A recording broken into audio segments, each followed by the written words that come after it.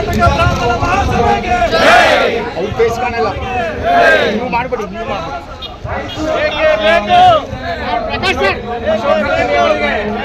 ಎಲ್ಲರ ಕೈ ಮೇಲೆ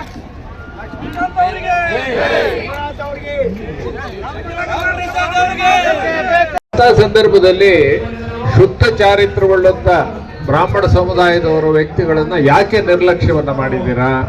ದಿನೇಶ್ ಗುಂಡೂರಾವ್ ಇರ್ಬೋದು, ಆರ್ ವಿ ದೇಶಪಾಂಡೆ ಅವರು ಇರ್ಬೋದು, ಹೊಸಮುಖ ಅಂತ ಹೇಳಿದ್ರೆ ನಮ್ಮ ಸವದತ್ತಿ ಕ್ಷೇತ್ರದ ಶಾಸಕರಾದಂಥ ವಿಶ್ವಾಸ್ ವೈದ್ಯ ಇರ್ಬೋದು. ಹೊಸಬರಿಗೆ ಅವಕಾಶ ಕೊಡೋದಿದ್ರೆ ಅವ್ರಿಗೂ ಅವಕಾಶವನ್ನ ನಾವು ಮಾಡ್ಕೊಡ್ಬೋದು.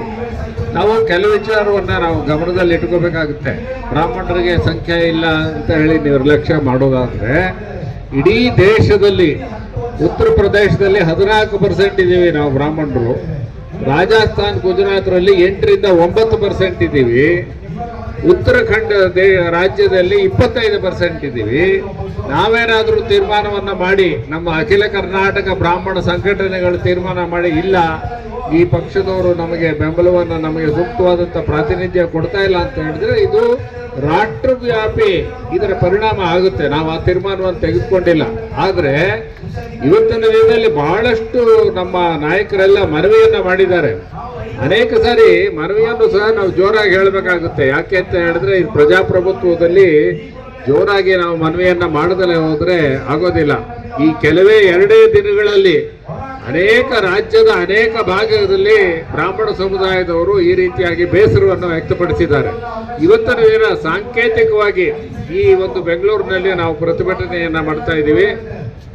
ಕೆಲವೇ 2 ದಿನದಲ್ಲಿ ಜಯಸಿಂಹ ಅವರು, ಪ್ರಕಾಶ್ ಅವರು, ಚಿಕ್ಕಬಳ್ಳಾಪುರದ ನಾಗಣ್ಣ ಅವರು, ಮತ್ತೆ ಜಯಸಿಂಹ ಅವರು, ರಘುನಾಥ್ ಅವರು, ಇವರೆಲ್ಲರೂ ಸಹ ಕೇವಲ 1 ದಿನ ಅಥವಾ 2 ದಿನದಲ್ಲಿ ಈ ರೀತಿಯಾದಂಥ ಒಂದು ಪ್ರತಿಭಟನೆಯನ್ನು ಹಮ್ಮಿಕೊಂಡಿದ್ದಾರೆ. ಆದರೂ ಇಷ್ಟು ಕಮ್ಮಿ ಸಮಯದಲ್ಲಿದ್ದರೂ ಸಹ ನೀವೆಲ್ಲರೂ ಸಹ ಇಲ್ಲಿ ಬಂದಿದ್ದೀರಾ. ಇದೇ ರೀತಿಯಾದಂಥ ಪ್ರತಿಭಟನೆ ರಾಜ್ಯದಲ್ಲಿ ಅನೇಕ ಜಿಲ್ಲೆಗಳಲ್ಲೂ ಸಹ ನಮ್ಮ ಬ್ರಾಹ್ಮಣ ಸಮುದಾಯದವರು ಮಾಡಬೇಕು ಅನ್ನೋ ಒಂದು ಅಪೇಕ್ಷೆಯನ್ನು ಪಟ್ಟಿದ್ದಾರೆ. ಹಾಗಾಗಿ ನಾವು ಸರ್ಕಾರದಲ್ಲಿ ಮಾಡತಕ್ಕಂಥ ಮನವಿ ಏನು, ಬ್ರಾಹ್ಮಣರಿಗೆ ಈಗ ಮೀಸಲಾತಿಯನ್ನ ಯಾತಕ್ಕೋಸ್ಕರ ಸುಪ್ರೀಂ ಕೋರ್ಟ್ನವರು 50%ಗೆ ನಿಗದಿಪಡಿಸಿದ್ದಾರೆ ಅಂತ ಹೇಳಿದ್ರೆ, 50%ಗಿಂತ ಜಾಸ್ತಿ ಹೋದ್ರೆ ಅದು ರಿವರ್ಸ್ ಡಿಸ್ಕ್ರಿಮಿನೇಷನ್ ಆಗುತ್ತೆ ಅನ್ನೋ ಕಾರಣದಿಂದ ಮಾಡಿದ್ದಾರೆ. ಹಾಗಾಗಿ ಪ್ರತಿಯೊಂದು ವರ್ಗದವರು ಸಹ ಪ್ರಾತಿನಿಧ್ಯ ಕೊಡೋದು ಸರ್ಕಾರದ ಕರ್ತವ್ಯ. ಅನೇಕ ಸಮುದಾಯದವರು OBC ಅವರು ಕೊಟ್ಟಿದ್ದೀರಾ, ಒಕ್ಕಲಿಗರಿಗೆ ಕೊಟ್ಟಿದ್ದೀರಾ, ಲಿಂಗಾಯತ, ನಮಗೆ 1 ಸ್ಥಾನ ಕೊಡೋದಕ್ಕಾಗ್ಲಿಲ್ವೇ? ಕೇವಲ 1 ಸ್ಥಾನ. ಹಿಂದಿನ ಸರ್ಕಾರದಲ್ಲಿ ಒಬ್ಬರು ದಿನೇಶ್ ಗುಂಡೂರಾವ್ ಅವರಿದ್ರು, ಬಹಳ ಅತ್ಯುತ್ತಮವಾಗಿ ಕೆಲಸವನ್ನ ಮಾಡಿದ್ರು. ಆರ್ ವಿ ದೇಶಪಾಂಡೆ ಅವರನ್ನ ಏನ್ ಮಾಡಿದ್ರು, ಆಡಳಿತ ಸುಧಾರಣಾ ಆಯೋಗಕ್ಕೆ ಅಧ್ಯಕ್ಷರನ್ನಾಗಿ ಮಾಡಿ, ಆ ಕೆಲಸವನ್ನು ಮಾಡಬೇಕಾದ್ರೆ ಬ್ರಾಹ್ಮಣರು ಬೇಕು, ಅಧಿಕಾರ ಬೇಕಾದ್ರೆ ಬ್ರಾಹ್ಮಣರ ಅವಶ್ಯಕತೆ ಇಲ್ಲ ಅನ್ನೋ ಒಂದು ಪ್ರವೃತ್ತಿ ನಮ್ಮಲ್ಲಿ ಕಂಡು ಬರ್ತಾ ಇದೆ.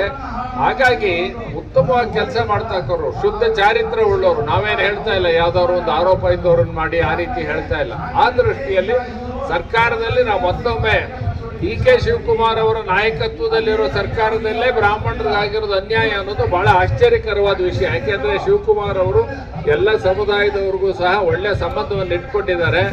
ಆದ್ರೆ ಏನು ಹೈಕಮಾಂಡ್ ಅವ್ರ ಒತ್ತಾಯಕ್ಕೂ ಏನೋ ಕಾರಣ ಬ್ರಾಹ್ಮಣ ಸಮುದಾಯಕ್ಕೆ ಪ್ರಾತಿನಿಧ್ಯ ಇಲ್ಲ, ಇದನ್ನ ಮರು ವಿಚಾರ ಮಾಡಲಿ, ಮರು ವಿಮರ್ಶೆ ಮಾಡಿ ಸೂಕ್ತ ಪ್ರಾತಿನಿಧ್ಯವನ್ನ ಕೊಡ್ಲಿ ಅನ್ನೋದನ್ನ ಈ ದಿನ ನಾವೆಲ್ಲರೂ ಸಹ ಸೇರಿ ಒತ್ತಾಯವನ್ನು ಸರ್ಕಾರದ ಮೇಲೆ ಒತ್ತಾಯವನ್ನು ಹೇರೋಣ ಅಂತ ಹೇಳಿ ನಾನು 2 ಮಾತನ್ನು ಮುಗಿಸ್ತೇನೆ.